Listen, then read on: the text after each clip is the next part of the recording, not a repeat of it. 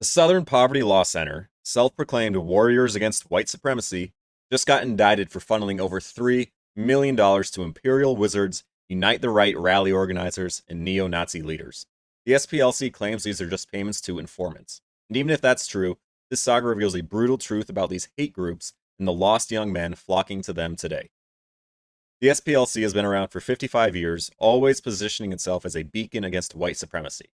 They started off quite noble. Their first mission, before they were even an official organization, was desegregating a Southern YMCA.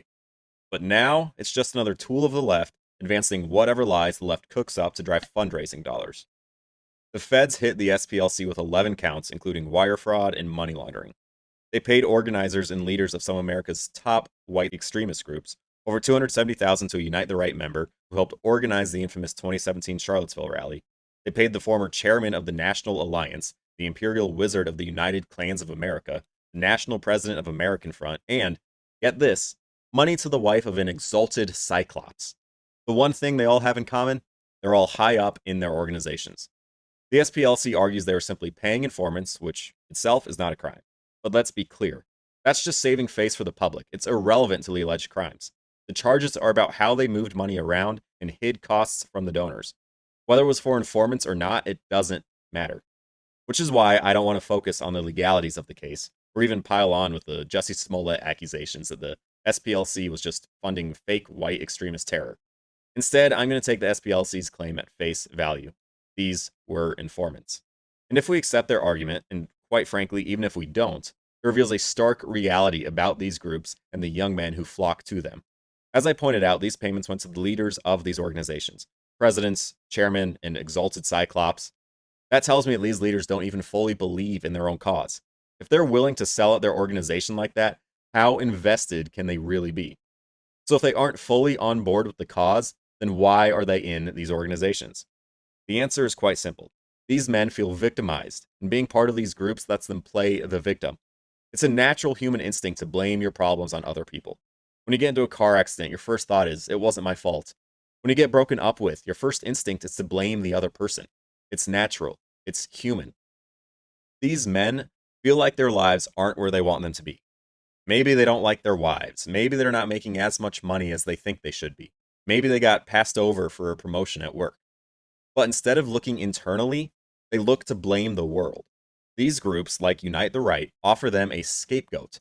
It's not your fault your life sucks, it's the fault of women, Jews, or black people. Our country was founded by entirely white men. If that were still the case, your life would be better. It's an easy, unfalsifiable position for them to take. You can't argue with it, but they can't prove it either. That lets them cling to their hatred of the world, hatred for anyone they can blame for stealing their opportunities. Now, I don't think that these extremist groups are as widespread as the SPLC wants you to believe. The SPLC brings more attention to them than they'd otherwise get. It's a very small minority of white men who actually belong to these groups. But that victimhood mentality that led these young men to these groups is widespread, and it's growing among the younger generation of conservative men. They listen to guys like Fuentes, who spout the same victimhood nonsense. Fuentes actually participated in that Unite the Right rally in 2017 and got kicked out of Boston University for it. But now his entire shtick is that women are the problem, Jews are controlling your money, that black men are inherently dangerous, and young men are buying into that. Fuentes has become somewhat of a cult hero on the right. That's because he offers more of that same victim mentality. It's not your fault society is against you. We need to bring society back to what it was about 100 years ago, and your life would be better. You'd have more money, women would be more submissive to you, and crime wouldn't be as high. It sounds great, but it's all a lie.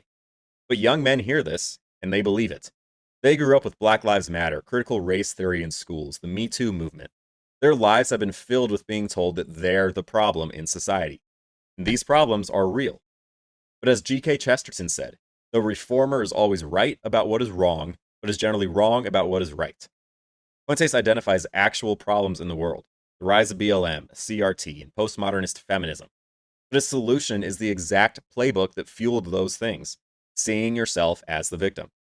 Jordan Peterson has said that people tend to accept or amplify their own suffering if they can brandish it as evidence of the world's injustice.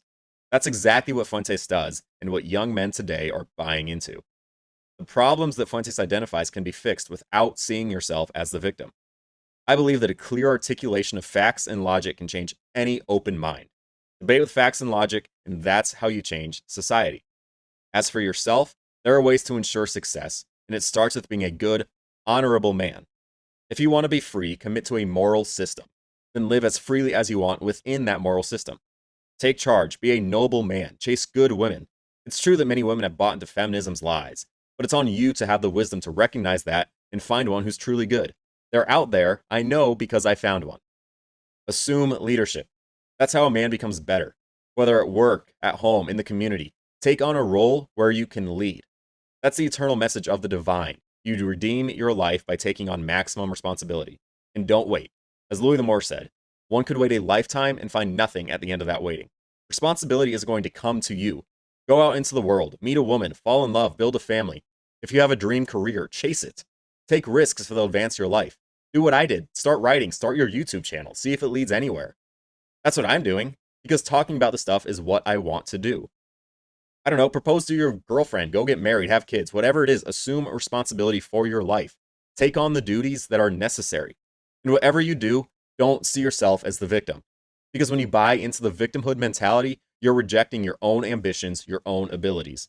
You're saying, give me what I demand because I can't do it myself. That leads nowhere. And I'll end with another idea I got from Jordan Peterson. The pathway to hell is paved with ingratitude. And if you think you're already living in hell, the only thing that can make it worse is ingratitude. Demanding more from others, demanding more from society at large, is a practice of ingratitude. If you make that your worldview, you'll get nowhere in life except for hell on earth. Subscribe and like the video for more. I'm trying to build a channel based on honest, reasonable takes and not the performative outrage you get from so many online these days. If that resonates with you, subscribe for me and head to my Substack to get new releases emailed directly to you. With that, I'll see you next time. Thank you.